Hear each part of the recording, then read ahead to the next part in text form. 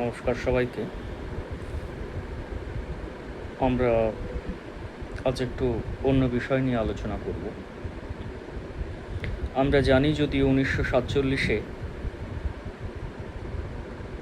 দেশ দুটুকরো হয়ে স্বাধীনতা লাভ করে। একটি অংশ পাকিস্তান, তার আবার দুটি ভাগ ছিল, পূর্ব পাকিস্তান, পশ্চিম পাকিস্তান। পরে বাংলাদেশ হয়। তো অবশ্যই জম্মু ও কাশ্মীর যা ভারতের অবিচ্ছেদ্য অঙ্গ, সেটির একটি অংশ থেকে গেছিল পাকিস্তানে, যা পাক অধিকৃত কাশ্মীর বা পাক অধিকৃত জম্মু ও কাশ্মীর পিওজেকে, যেভাবে আমরা বলি না কেন। তো সেখানে গত কয়েকদিন ধরে আমরা লক্ষ্য করছি জন আন্দোলন চলেছে বিভিন্ন ইস্যুতে, সেখানকার নির্বাচনই হোক কিংবা সাধারণ মানুষের যে রুটি রুজির সমস্যা সেটি, এবং সেই সঙ্গে স্বাধীনতা চাওয়া, পাকিস্তানের কবল থেকে স্বাধীনতা প্রাপ্তি, এরকম একটা বিষয়। এক্ষেত্রে তারা কিন্তু ভারতের হস্তক্ষেপ চাইছে। ভারতের হস্তক্ষেপ চাইলেও যেটা প্রণিধানযোগ্য বিষয় সেটি হলো এই পিওজেকে, যেখান থেকে বহু র্যাডিক্যাল এলিমেন্ট আমাদের দেশে এসেছে এবং এখানে নাশকতা করেছে। ফলে সেখানে আমরা দেখতে পাবো অনেক জঙ্গি ঘাঁটি, জঙ্গি তৈরির কারখানা, যে ইন্ডাস্ট্রি দিয়ে পাকিস্তান চলে। ফলে সেই অঞ্চলের মানুষ ভারতের এখন সাহায্য চাইছে, যদিও আমরা মনে করি যে পিওজেকে ভারতের অবিচ্ছেদ্য অঙ্গ। কিন্তু ওখানকার মানুষের মধ্যে যেভাবে র্যাডিক্যাল এলিমেন্ট যুক্ত হয়েছে, এটা প্রায় জিনের কোডে চলে গেছে। তো সেটা থেকে তাদের মুক্তির প্রয়োজন। তো সেই মুক্তি যেটা দীর্ঘমেয়াদী ভাবে কাজ করবে, এবং এই কথা আমি বিশ্বাস করি ভারতের যে ভবিষ্যৎ সেটা কিন্তু সুরক্ষিত হবে যদি পাকিস্তান, বাংলাদেশ, এই সমস্ত যে ভারতেরই জায়গা, এবং আমি মনে করি যদিও দেশ বিভক্ত হয়েছিল, সেই বিভাগকে আজও আমরা মানি না, কারণ এই বিভাগ ছিল বেআইনি। এই যে ভারতের বিভাজন, এই বিভাজনের ইতিহাস, এটাকে স্তব্ধ করার দরকার আছে। সেক্ষেত্রে অবশ্যই একটি সমস্যার জায়গা, সেটা হচ্ছে পাকিস্তান এবং বাংলাদেশ, এবং অবশ্যই এই পাক অধিকৃত কাশ্মীর। সেখানে যেভাবে রিলিজিয়াস র্যাডিক্যালাইজেশন হয়েছে, সেটা থেকে মুক্তি দরকার। এটা কিন্তু এই ছোটোখাটো কোনো ওষুধের কাজ নয়, এটা একটা লং অ্যান্টিবায়োটিকের দরকার, এবং সেই অ্যান্টিবায়োটিকের বিষয়টাই হচ্ছে কি না, ভারত ধর্মের প্রবেশ ঘটাতে হবে। ভারত ধর্মের প্রবেশ কথাটা খুব জোরের সঙ্গেই বলছি, না হলে কিন্তু সম্ভব নয়, তাদেরকে মূল স্রোতে আনা সম্ভব না। একমাত্র ভারত ধর্মই তাদের মধ্যে পরিবর্তন করতে পারে, মানসিকতার পরিবর্তন করতে পারে, জীবনশৈলীর পরিবর্তন করতে পারে, যা সুস্থ মানুষ হিসেবে গড়ে তুলবে। এই আপনারা দেখুন, দিন কয়েক আগে ইউরোপের একটা দেশে একজন আততায়ী আক্রমণ করেছে সাধারণ মানুষকে, এবং আক্রমণের কারণ হিসেবে সে যে যুক্তি দিয়েছে, সেই যুক্তিই কিন্তু এই যে র্যাডিক্যালাইজড অংশ, তিনটে অংশ, পাকিস্তান, বাংলাদেশ এবং পাক অধিকৃত কাশ্মীর, এখানেও রয়েছে। ফলে এই চিন্তনের মূলোচ্ছেদ ঘটাতে হবে, তবেই কি হবে, তবেই এরা ভারতের সঙ্গে পুনরায় যুক্ত হওয়ার উপযুক্ত হবেন।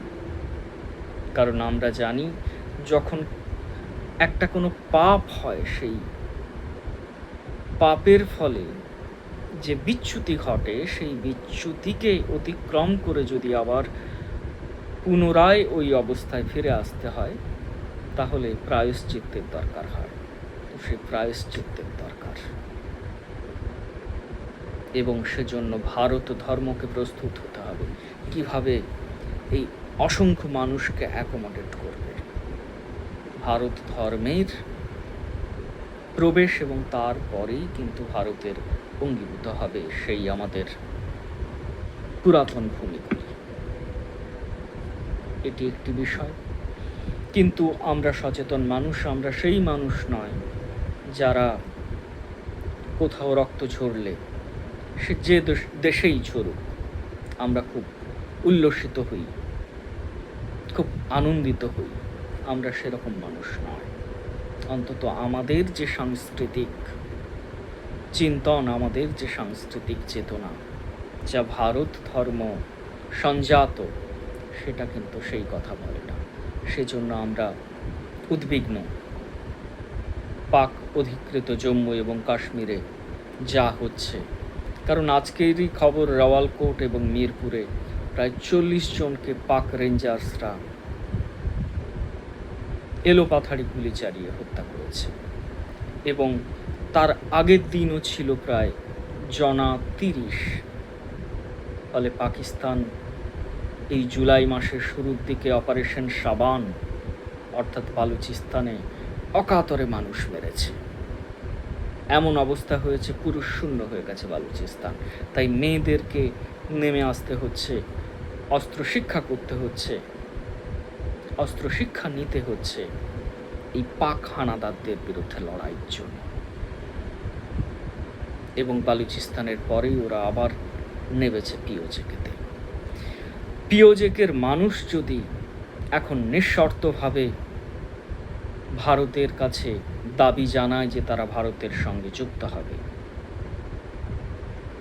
এবং ভারতের নেতৃবৃন্দকে এবং ভারতের সেনাবাহিনীকে অন্তর্ভুক্তির জন্য আবেদন করে, তবেই হয়তো ভারত ভাববে।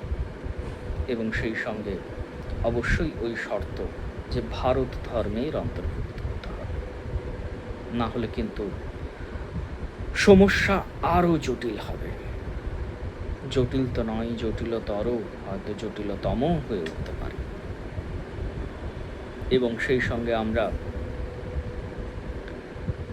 নজর রাখছি পার্শ্ববর্তী দেশ বাংলাদেশের দিকে। এটা একটি অদ্ভুত পরিণতি যে দেশকে তৈরি করার জন্য আমাদের এত রক্ত ঝরাতে হলো, এত অর্থক্ষয় হলো, এত যন্ত্রণা পেতে হলো।